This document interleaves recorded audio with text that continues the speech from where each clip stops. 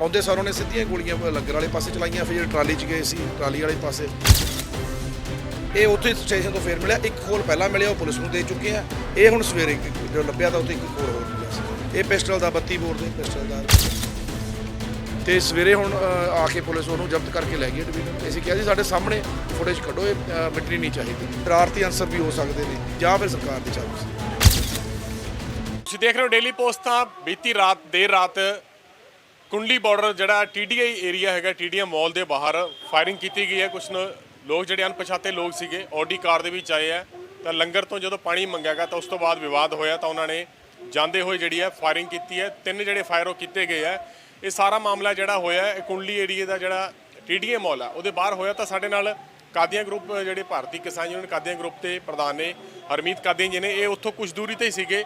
ਸਾਰੇ ਐਨ ਮੌਕੇ ਵਾਰਦਾਤ ਤੇ ਵੀ ਗਏ ਨੇ, ਤੇ ਹੁਣ ਇਹਨਾਂ ਨਾਲ ਗੱਲਬਾਤ ਕਰਦੇ ਆ। ਕਾਦੀਆਂ ਸਾਹਿਬ, ਤੁਸੀਂ ਜਦੋਂ ਇਨਫੋਰਮੇਸ਼ਨ ਆਈ ਸੀਗੇ ਕਿੱਥੇ ਉਦੋਂ? ਅਸੀਂ ਆਪਣੇ ਸੌਣ ਲੱਗੇ ਹੋਏ ਸੀਗੇ ਜੀ, ਸੌਣ ਬਸ ਸੁੱਤੇ ਪਏ ਸਮਝ ਲਓ।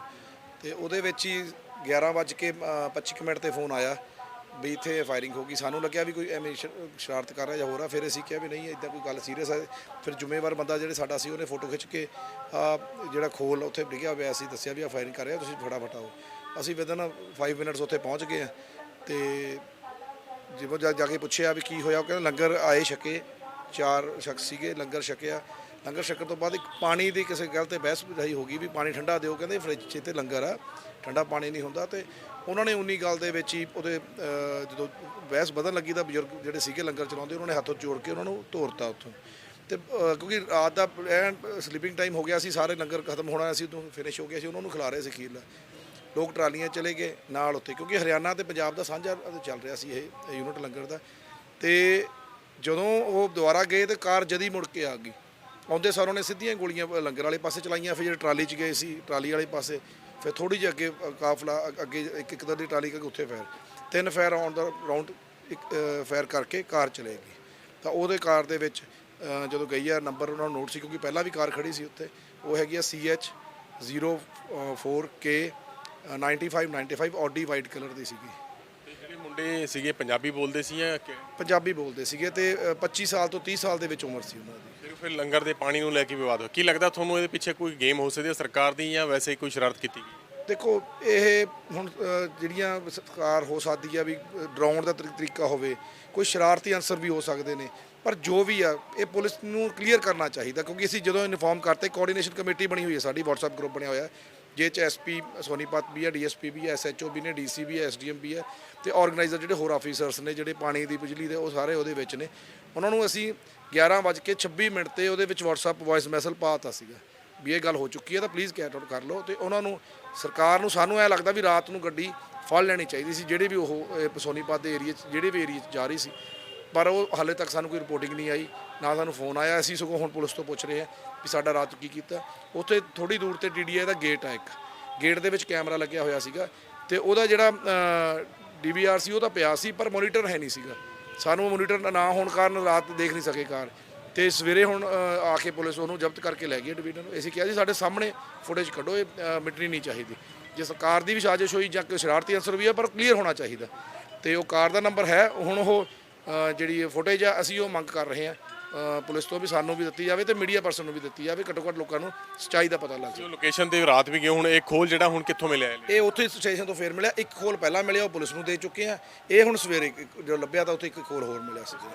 ਇਹ ਪਿਸਟਲ ਦਾ 32 ਬੋਰ ਦੇ ਪਿਸਟਲ ਦਾ ਲੱਗ ਰਿਹਾ, ਤੇ ਕਿਉਂਕਿ ਪਿਸਟਲ ਹੋਣਾ ਤਾਂ ਹੀ ਬਾਹਰ ਨਿਕਲਿਆ, ਕੋਲ ਰਿਵਾਲਵਰ ਹੁੰਦਾ ਫਿਰ ਨਾ ਨਿਕਲਦਾ। ਲੱਗਦਾ ਕਿ ਬਚਾਅ ਹੋਗਾ, ਕਿਉਂਕਿ ਜਿਸ ਤਰੀਕੇ ਨਾਲ ਫਾਇਰਿੰਗ ਕਰੀ ਹੈ ਜਾਂ ਉੱਥੇ ਜਿਹੜੇ ਮੌਕੇ ਤੇ ਲੋਕ ਮੌਜੂਦ ਸੀ, ਜਿਵੇਂ ਉਹਨਾਂ ਨੇ ਦੱਸਿਆ ਕਿ ਸਿੱਧਾ ਫਾਇਰ ਕੀਤਾ, ਲੱਗ ਵੀ ਸਕਦਾ ਹੈ ਕਿਸੇ ਤੇ। ਬਿਲਕੁਲ ਬਿਲਕੁਲ ਬਚਾਅ ਹੋਇਆ, ਕਿਉਂਕਿ ਨਾ ਉਹ ਚਾਦਰਾਂ ਲਾ ਕੇ ਥੱਲੇ ਪਏ ਸੀਗੇ। ਮੈਨੂੰ ਲੱਗਦਾ ਉਹ ਗੋਲੀ ਥੱਲੇ ਨਾ ਜਾ ਕੇ ਮਗਰ ਭਾਂਡਿਆਂ 'ਚ ਵੱਜੀ ਆ, ਤੇ ਬਚਾਅ ਹੋ ਗਿਆ। ਬਾਬਾ ਜੀ ਨੇ ਸਾਰੀ ਕਿਰਪਾ ਰੱਖੀ ਹੈ, ਕਿਸੇ ਨੂੰ ਕੋਈ ਸੱਟ ਵੇਟ ਨਹੀਂ ਹੈ। ਪਰ ਇਹੋ ਜਿਹੀ ਹਰਕਤ ਇਹੋ ਜਿਹੀ ਸੈਂਸਿਟਿਵ ਜਗ੍ਹਾ ਤੇ ਹੋਣੀ, ਇਹ ਪੁਲਿਸ ਦੇ ਇੱਕ ਚਿੰਨ੍ਹ ਕੁਐਸਚਨ 'ਚ ਮਾਰਕ ਆ ਵੀ ਕਿਵੇਂ ਹੋ ਗਈ, ਉਹ ਲੋਕ ਕਿਵੇਂ ਆ ਗਏ, ਕਿਵੇਂ ਇਹੋ ਜਿਹੀ ਵਾਰਦਾਤ ਕਰਕੇ ਚਲੇ ਗਏ। ਜੇ ਕੋਈ ਸ਼ਰਾਰਤੀ ਅਨਸਰ ਸੀ ਜਾਂ ਫਿਰ ਸਰਕਾਰ ਦੀ ਸਾਜ਼ਿਸ਼ ਸੀ। ਹੁਣ ਕੋਈ ਗੱਲਬਾਤ ਹੋ ਰਹੀ ਹੈ ਅਧਿਕਾਰੀਆਂ ਨਾਲ, ਪੁਲਿਸ ਦੇ ਨਾਲ? ਹਾਂਜੀ, ਹੁਣ ਗੱਲਬਾਤ ਹੋ ਰਹੀ ਹੈ। ਅਸੀਂ 2 ਵਜੇ ਕੋਈ ਪ੍ਰੈਸ ਕਾਨਫਰੰਸ ਵੀ ਕਰਾਂਗੇ ਤੇ ਪੁਲਿਸ ਤੋਂ ਵੀ ਜਵਾਬ ਮੰਗਾਂਗੇ। ਅਸੀਂ ਤੁਹਾਨੂੰ ਵੀ ਚਾਹੁੰਦੇ ਹਾਂ ਵੀ ਪ੍ਰੈਸ ਵੀ ਸਾਡੀ ਪੁਲਿਸ ਤੋਂ ਜਵਾਬ ਮੰਗੇ ਵੀ ਇਹ ਜਿਹੜੀ ਵਾਰਦਾਤ ਹੈ ਇਹਨੂੰ ਕਲੀਅਰ ਕੀਤਾ ਜਾਵੇ। ਆਖਰੀ ਸਵਾਲ ਹੈ, ਬੜੇ ਪੀਕ ਤੇ ਚੱਲਦਾ ਪਿਆ ਅੰਦੋਲਨ ਜਿਹੜਾ ਹੈਗਾ, ਅੱਜ ਵੀ ਬੜਾ ਇਕੱਠ ਹੋਇਆ, ਮਹਿਲਾ ਦਿਵਸ ਹੈਗਾ, ਤੁਹਾਨੂੰ ਲੱਗਦਾ ਹਜੇ ਵੀ ਸਰਕਾਰ ਜਿਹੜੀ ਹੈ ਇਸ ਗੱਲ ਵੱਲ ਧਿਆਨ ਨਹੀਂ ਦੇ ਰਹੀ, ਕਿਉਂਕਿ ਇਹ ਛੋਟੀ ਮੋਟੀ ਘਟਨਾ ਨਹੀਂ ਹੈਗੀ, ਬਹੁਤ ਵੱਡੀ ਘਟਨਾ ਹੈਗੀ ਹੈ, ਇਹਨੂੰ ਹਲਕੇ 'ਚ ਨਹੀਂ ਲਿਆ ਜਾ ਸਕਦਾ। ਦੇਖੋ ਜੀ, ਅੱਜ ਵੂਮੈਨਸ ਡੇ ਸੀਗਾ। ਅੱਜ ਅਸੀਂ ਸਾਰੀ ਸਟੇਜ ਵੂਮੈਨਸ ਨੂੰ ਦਿੱਤੀ ਆ, ਸਾਡੀਆਂ ਮਾਵਾਂ ਭੈਣਾਂ ਨੂੰ ਦਿੱਤੀ ਹੋਈ ਆ ਵੀ ਉਹ ਸੰਭਾਲਣਗੇ। ਬਹੁਤ ਵੱਡੀ ਇਕਦਾਰ ਤੇ ਰਾਤ ਨੂੰ ਉੱਥੋਂ ਬੱਸਾਂ ਚੱਲੀਆਂ ਔਰ ਚੰਡੀਗੜ੍ਹ ਤੋਂ ਜਾਂ ਕਿਸੇ ਵੀ ਇੰਸਟੀਟਿਊਸ਼ਨ ਨੇ ਇਕੱਠੀਆਂ ਕੀਤੀਆਂ ਨੇ, ਉਹ ਆਏ ਨੇ ਲੇਡੀ ਸਾਰੀਆਂ। ਅਸੀਂ ਉਹਨੂੰ ਜੋੜ ਕੇ ਸੋਚ ਰਹੇ ਹਾਂ ਵੀ ਇੱਕ ਦਿਨ ਰਾਤ ਨੂੰ ਪਹਿਲਾਂ ਇਹੋ ਜਿਹੀ ਵਾਰਦਾਤ ਕਰਨੀ ਵੀ ਲੋਕ ਇੱਥੇ ਨਾ ਆਉਣ, ਇਹੋ ਜਿਹੀ ਕੋਈ ਸਾਜ਼ਿਸ਼ ਲੱਗ ਰਹੀ ਆ।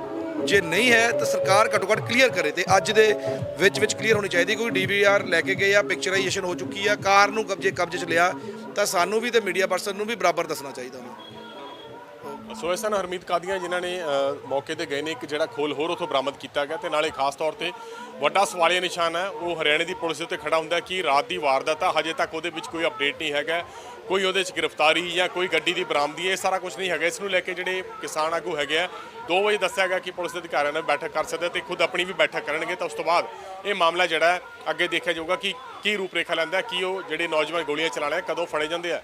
ਕੈਮਰਾਮੈਨ ਸ਼ਪਿੰਦਰ ਦੇ ਨਾਲ Amit Sharma, daily post Punjabi, Kundli border, Delhi.